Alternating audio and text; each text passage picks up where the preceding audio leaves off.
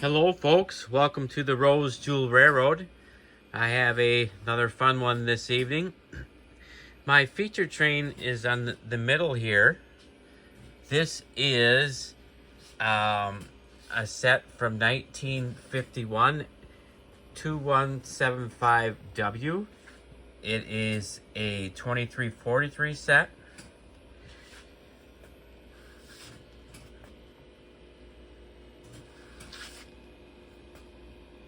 Really nice shape. Actually, the set right next to it is from 1950. I had that in the previous video. These two sets are pretty much the same, except for right here, from 50 to 51, they changed the tank car. A little bit of a downgrade because the one from 1950 is a metal version versus this one is plastic, but I'm sure it didn't affect sales any. Otherwise, the colors are a little bit different here and there, but it's pretty much the exact same set.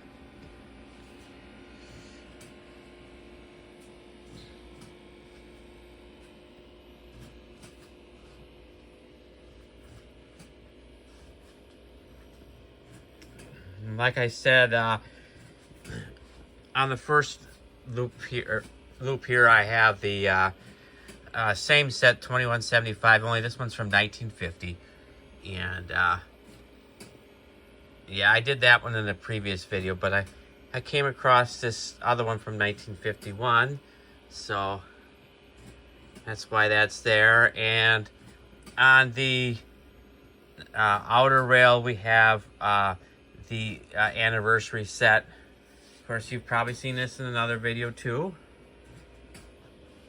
But this was from 1950. And it is known as the anniversary set.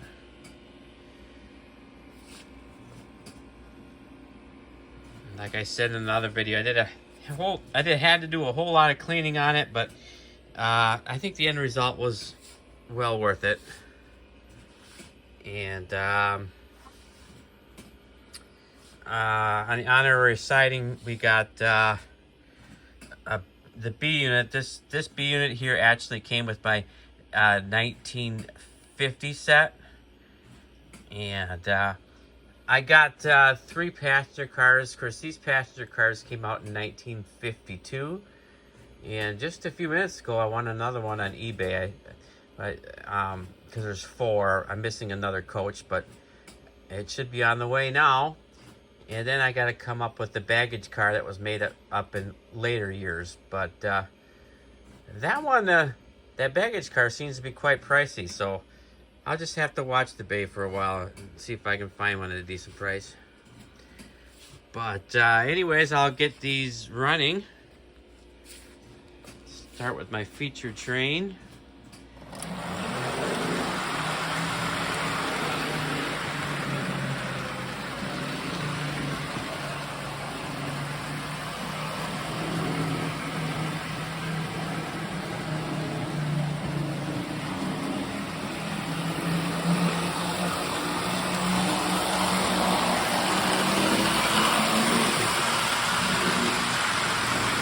And the set from 1950, the very first year they came out with the 2343, or 2175 set, that I should say. And actually, yeah, the 2143 was, I'll get my numbers right, the 2343 was actually that first year in 1950 also.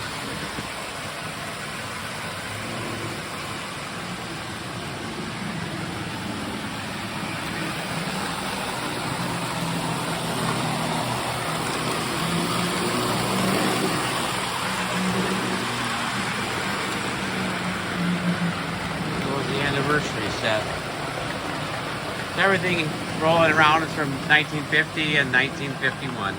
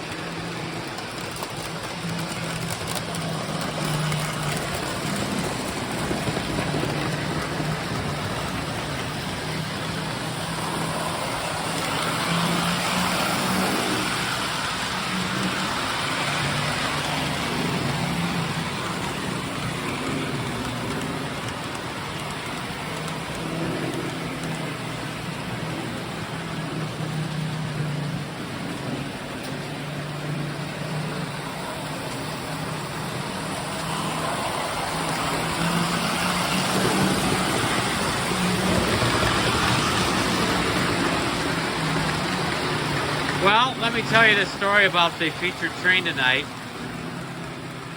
Of course, like I said, it was made in 1951. But I need to tell you the story of how I acquired it. So, I was shopping on Craigslist, and I seen that train, and I thought the price was pretty decent, and but it was in the suburb of Chicago, and I thought, well, it's a little far for me to go, and I absolutely dread having to drive around Chicago. I probably drive in the Chicago area but once a year. Chicago is only about 2.5 hours away, but it's yeah, I just really dread it. I live in rural Wisconsin now, so. But anyways, much like my other set, if you remember the set on the inner loop, it came from La Crosse, Wisconsin, which was like a couple hours away. But I ended up going to Wedding that direction, so I decided I'll go ahead and get it. Well, this time I was sitting at home all alone, like I said, looking on Craigslist, and it was this one was in the suburb of Chicago. And the reason I was at home is because my wife and actually both my daughters went to a con in Chicago. They like going to cons. It's not really my thing. You know, getting dressed up like a superhero and meeting people that have written, you know, what do you say? Written the cartoons and stuff for, you know, Batman and that kind of stuff, and the original creators and that kind of stuff. I got respect for them, but it's just not my thing. I'd rather stay home and play with my trains and take care of the animals. But anyways, so I thought, well, I wonder if I could, you know, talk him into picking up that train for me. Well, first of all, I emailed the guy. He didn't have his number right there. It took him almost the whole day to get back to me. Finally, I sent another email saying, you know, if you're willing to sell it to me, I need to know, because I explained the situation, that my wife was down in the area, and otherwise it's a little too far for me to go. Of course, I had offered him just a little bit less than he was asking, and they emailed me back, and you know, agreed on the price, and then it was just a matter of getting the phone number and actually talking to the guy, so I could actually get the address and whatnot. And then I talked to my wife, and they kind of reluctantly said they would get it, and well, luckily I got the address just in time. They only had to backtrack just by just a little bit, but so anyways, they met with the guy, and it was actually his son was selling it for him. I got this one from the original owner, so I'm the only second owner of this, just like the other one, almost the same story. But I'm guessing that the son was the one that was more computer literate and actually put it on the internet to get it sold. And he was happy that it was going to somebody like me that was actually going to enjoy it, and not going to somebody that's just going to, you know, try to make a profit off it.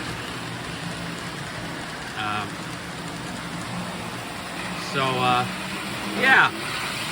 That's the story about set right there.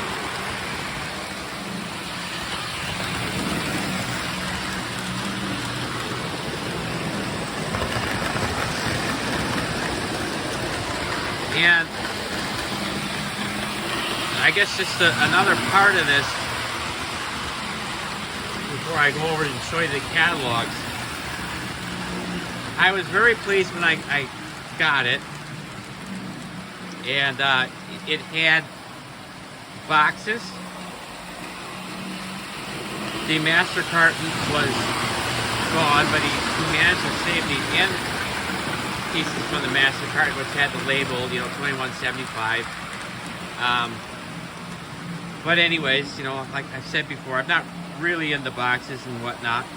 But I was very, very pleased when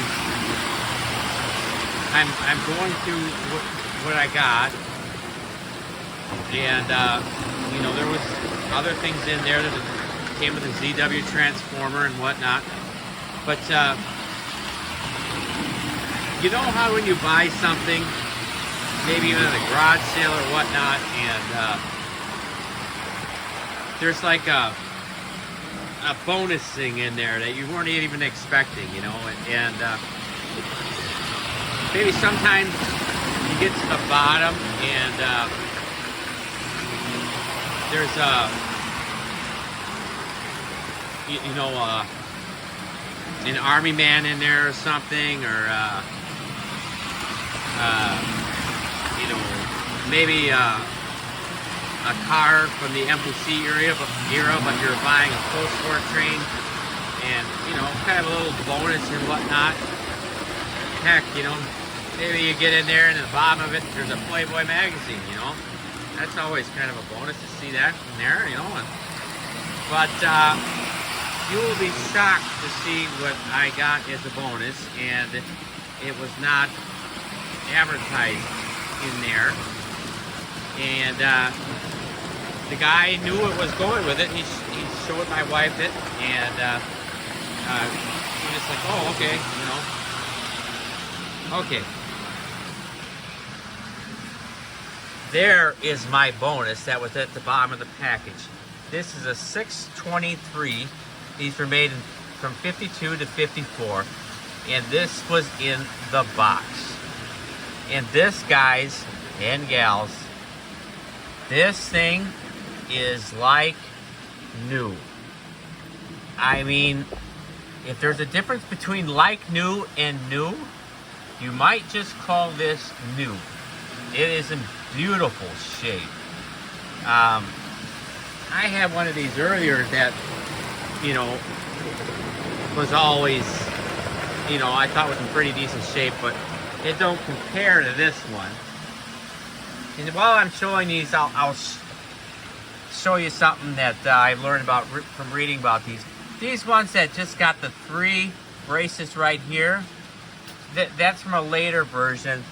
These ones, I guess, are just a little bit more rare, and they've got what? It's like 10 of them there, or 8. Yeah. Anyways, this is the early version. So this is obviously a 52. Yeah, this is between 52 and 54. But yeah, it came with the box. The box ain't in great shape, but it was in there. Okay, let me show you these what they were in the catalogs here.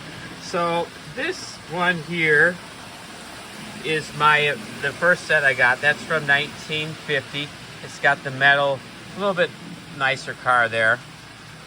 But yeah, it looks like it's sold for $57.50. And here's the exact same set, same number, 2175W, 2343.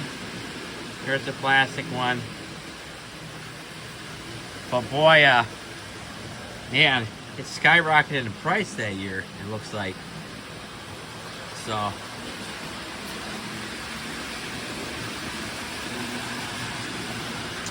and this is my 1952. Oh, excuse me, I should back up here. This is 1950. And of course that one's got this has got the anniversary set in here also. Sorry I didn't have that page marked and ready to go. But, oh well, you'll take my word for it. This one is the 1951 catalog. 1952 catalog here. And I got a few things marked.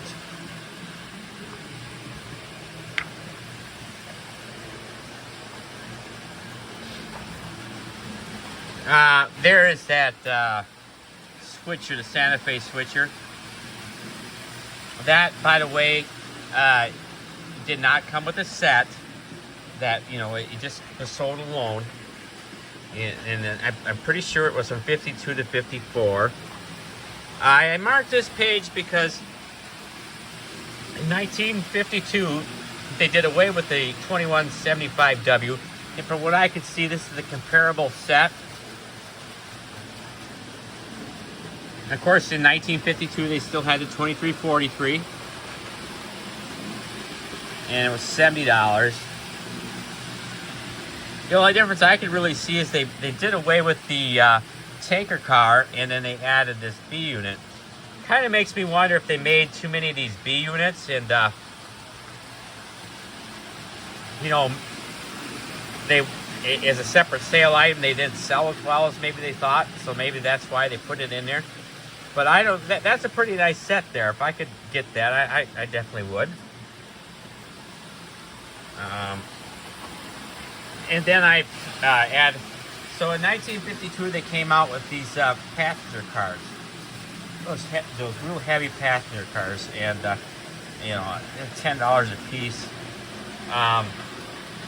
Yeah, I'm surprised they waited until 1952 to come out with those, because they started making all, you know, the 2333 in 1948, and so not until 1952 they came out with this passenger, or excuse, yeah, 1952 they finally came out with these passenger cars. So, yeah. This set, just like this came with my other set from 1950. This is from my 1951 set that I just got. And it's like I said before, you know, these did not come with a transformer. So probably this guy's dad elected to get the ultimate again, the ZW. I am going to put these to use in a set, or when I expand my train layout eventually. But yeah, it came with the instruction manuals and a few different things. And the boxes, like I said, they're not in great shape. I don't have the master carton, but anyway, yeah, that was a nice bonus. But back to the trains.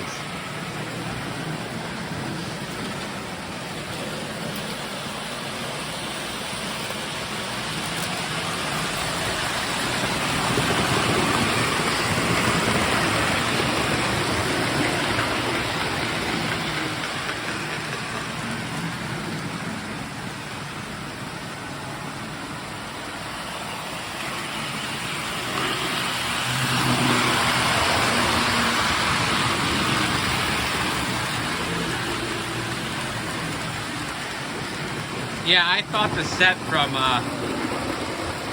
interloop from 1950 was really nice, but this set here that I just got from 1951, excuse me, it's even nicer. I mean, the rollers underneath have hardly any wear.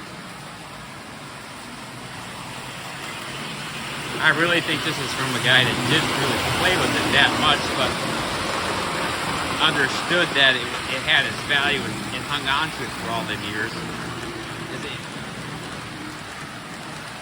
You know, this being a 51 and then that switcher being in 52, he probably got it the next year or whatever. It kind of looked like by the next year the love for the trains was gone or something, but yeah. Really nice find. I'm really happy to have it.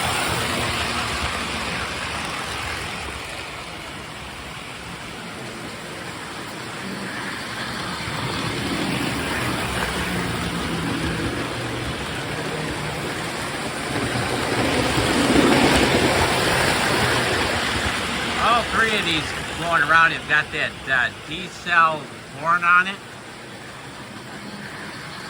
And all three of them, I need to figure out how to get them to work.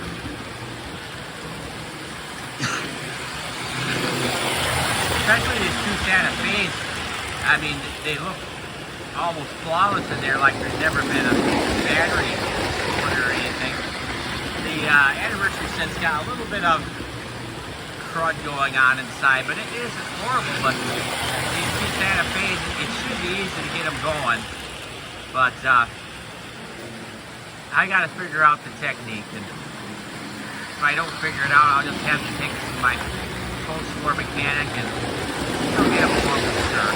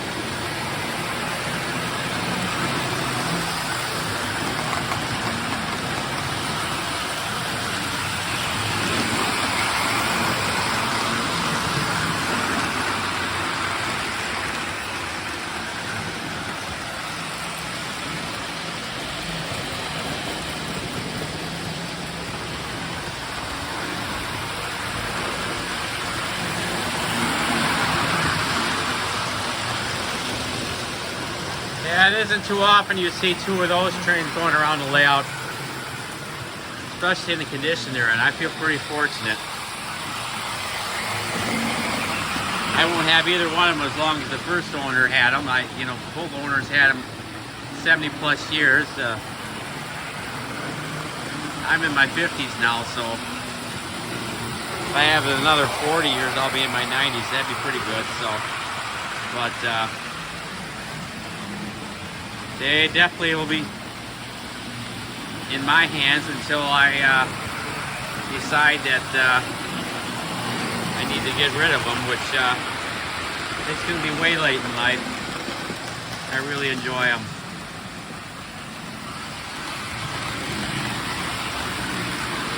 Anyways, this has been the Rose Steel Railroad. If you like my video, give me a thumbs up, please, and love reading comments. Absolutely love reading comments. Please leave a comment and go ahead and subscribe if you want to. Thank you very much for watching. Bye now.